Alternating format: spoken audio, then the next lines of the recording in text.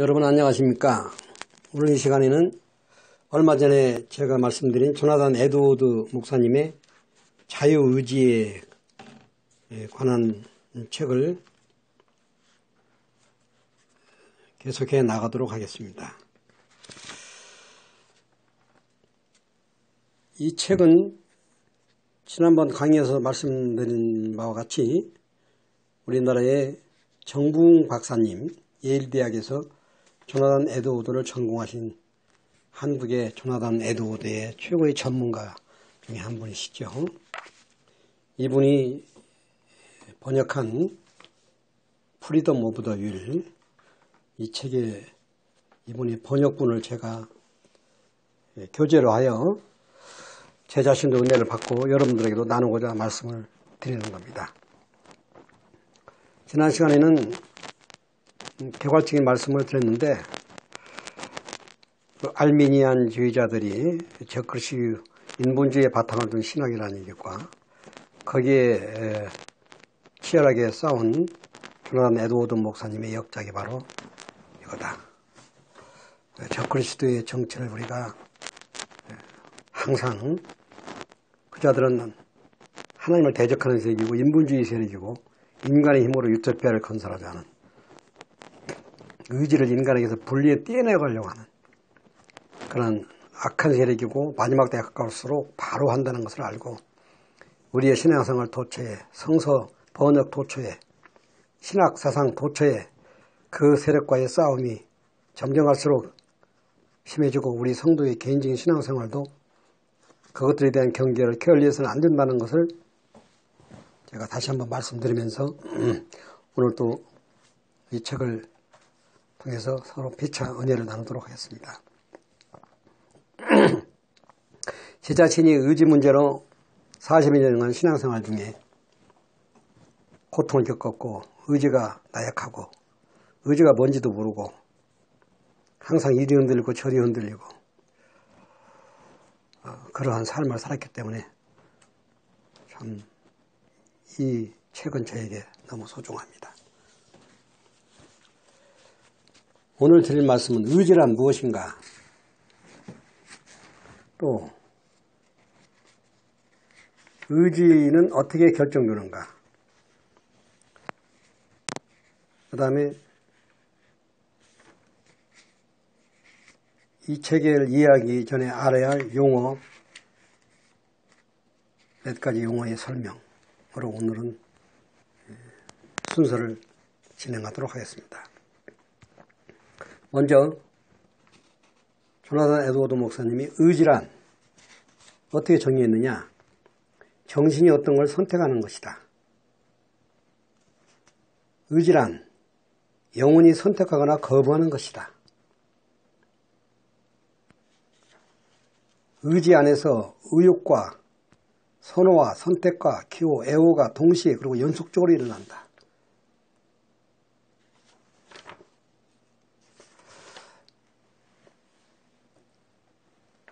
의지와 욕구는 본질적으로 동일하다. 영혼은 어느 하나를 선호하는 성향이 있다. 그래서 의지의 본질에 대해서 이렇게 말씀을 했습니다. 먼저 의지란 정신이 어떤 걸 선택하는 것이다. 이 부분은 정신이 어떤 것을 선택하는 것이다. 의지의 기능은 선택할 능력이 있는 정신의 기능이나 능력 혹은 근원이다. 의지의 기능을 에드워드는 종교적 열정에서 그 책에서 영혼 속에 두 가지 정신기능, 즉 지성과 의지가 있다고 했습니다. 의지 속에는 의지 속에 열정이란 무언가 하기 좋아함, 혹은 하기 싫어함, 만족했거나 불쾌했거나 무언가를 승인하거나 거부하거나와 같은 상태나 행동을 말한다고 했습니다.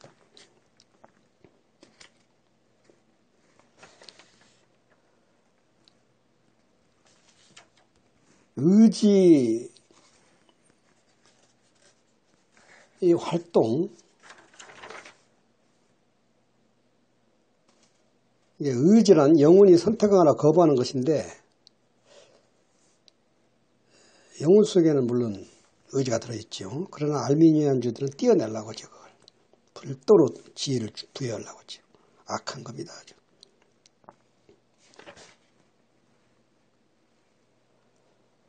선택의 활동에는 뭐가 있냐? 선택하는 거, 거절하는 거, 승인하는 거, 승인하지 않는 거, 좋아하는 거, 싫어하는 거, 맞이함, 거부함, 결정 내림, 지시함, 명령함, 금함, 하고 싶어함, 혹은 그 반대로 하고 싶어함, 귀여움받음, 혹은 미움받음, 이런 것들이 다 선택의 활동들입니다. 또 중요한 거 하나는 의지 안에서 의욕, 선호, 선택, 기호, 애호가 동시에 그리고 연속적으로 일어난다는 것입니다. 영혼이 몸과 완벽하게 연합되어 있어서 몸의 직접적인 행사 혹은 변화를 선호하거나 선택한다 이겁니다. 영혼과 몸이 완벽하게 연합되어 있다 이거예요. 이에 따라서 변화는 직접적으로 따라온다. 예컨대 내가 걷는 동안 의식하는 내 정신 속에는 다른 어떤 활동이 있는 게 아니라 계속되는 순간순간 외적인 감각과 동작의 변화를 선호함과 선택함만 있을 뿐이다. 의지는 그것이 그럴 것이라는 변화와 동시에 일어나는 습관적 기대와 함께 선호하며 선택한다. 우리가 경험에서 알 수 있듯이 그런 직접적 선호와 감각과 동작은 실제로 동시에 계속해서 일어난다.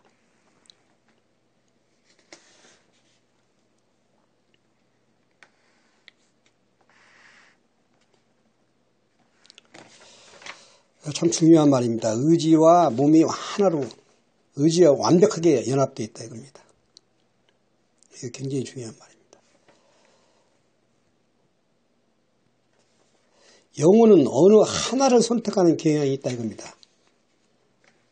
항상 어떤 하나를 선택하고 있지 아무것도 선택하지 않는 중간 상태는 없다 이겁니다. 무언가를 선택하는 행위가 영혼 속에 일어난다 이겁니다.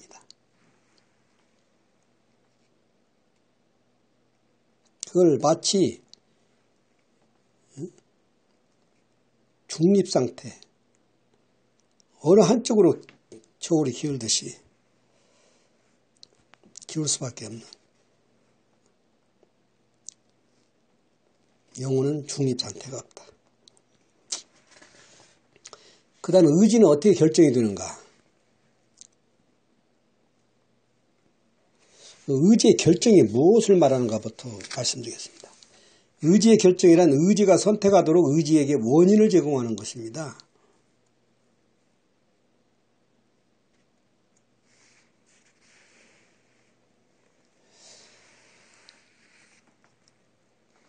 근데 알미니안주의자들은 의지 스스로 결정한다. 아주 인본주의적인 거예요. 근데 무엇이 의지를 결정하는가?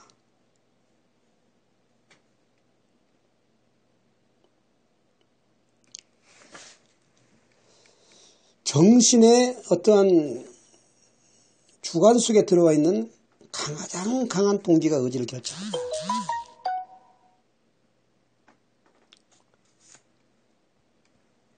의지의 결정 절차는 동기가 있고요. 그 다음에 정신을 자극해요. 그런 다음에 의욕. 의욕한다 이겁니다.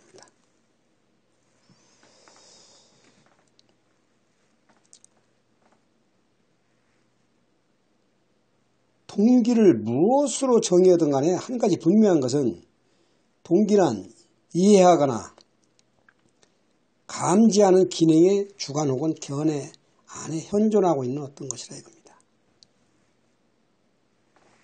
이해하거나 감지한다.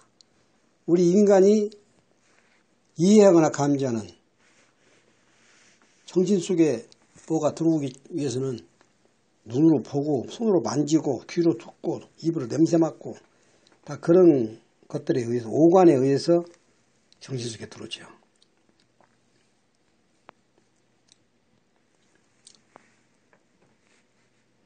이런 의미에서 동기를 무엇으로 정의하든 간에 이게 동기에 의해서 의지가 결정되는데 이런 의미에서 동기를 무엇으로 정의하든 간에 한 가지 분명한 것은 동기란 이해하거나 감지하는 기능, 우리 인간의 오관이죠. 그의 주관 혹은 견해 안에 현존하고 있는 어떤 것이다 이거예요.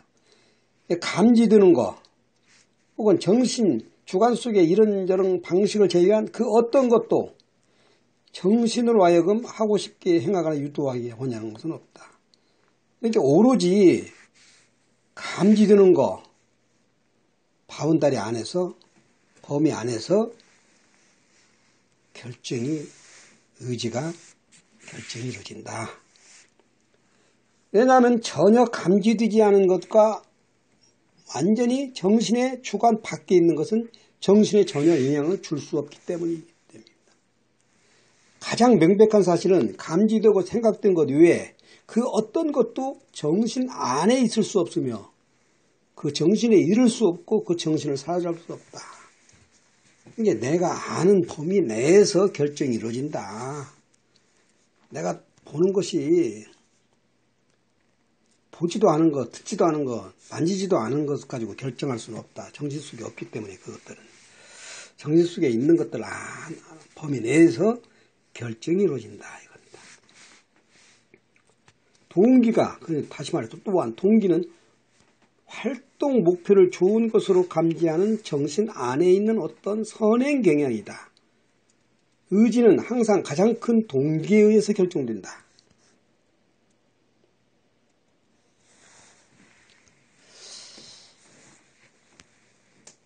자극받은 의지의 활동 이전에 의지를 움직이며 자극시키는 어느 정도의 경향이나 이점을 가지고 있다는 것이다. 그 동기 속에 있는 이 같은 선행 경향을 나는 동기의 힘이라고 부른다. 의지를 움직이는 선행 경향이나 이 점을 조금 덜 가진 동기, 즉 정신의 주관 속에서 조금 덜 자극적으로 보이는 동기를 나는 작은 동기라고 부른다. 반대로 가장 솔깃해 보이는 동기, 즉 이해 혹은 감지 속에서 가장 달콤해 보이는 것으로 말미암아 선택하도록 자극하고 유도하는 가장 큰 선행 경향을 나는 가장 큰 동기라고 부른다. 그리고 그런 의미에서 의지는 가장 큰 동기에 의해서 결정된다 이겁니다. 정신 속에 있는 것들이 의지를 움직이는 경향이다. 정신 속에 없는 것은 의지를 움직일 수 없지요. 정신 속에 들어오려면 어떻게 해요? 오관을 통해서 들어오죠. 보고 듣고 느끼고 만지고 냄새 맡고 다. 이런 것들에 의해서.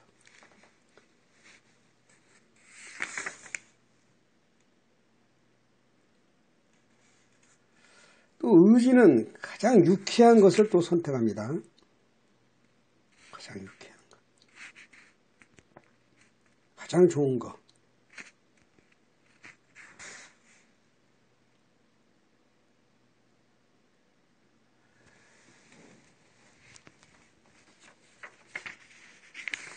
다음에 이제 우리가 알아야 할 것은 필연, 불가능, 불능, 우연. 국어학적인 의미이기 때문에 사전을 찾아봐도 알 수 있는 대목이지만 필연이란 어떤 일이 불가능 없이 불가항력적으로 반드시 일어난다는 뜻입니다. 반드시 해야 한다.